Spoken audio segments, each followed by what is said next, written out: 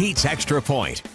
That thud you heard around 9:30 last night was the sound of the most boring Game 7 in NBA history. The NBA's worst nightmare was avoided by the Indiana Pacers not showing up for a winner-take-all Game 7 last night. The Heat were so dominating in their performance that the only thing talked about today from last night's game was what Justin Bieber was wearing. By the way, Justin Bieber might be a fair-weather fan, as these photos can attest to. Anyway, with last night's performance, it's tough to say why it took the Heat so long to advance, but in the end, we're set up for a Spurs-Heat NBA Finals.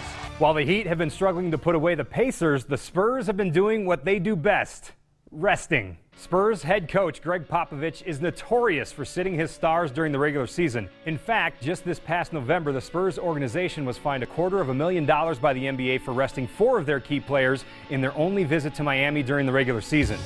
The NBA Finals matchup is a beautiful contrast in styles. You have the run-and-gun flash of the Miami Heat taking on the older, wiser, fundamentally sound San Antonio Spurs.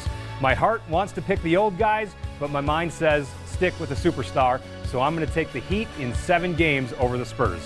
That's tonight's Extra Point. More sports tomorrow morning at 9:15 on The Morning After with Nick and Big J on 100.3 The X. And be sure to tune in tomorrow night when I'll be joined by a special guest. You won't want to miss that. Back to you. Ooh, special guest. You don't know who it is?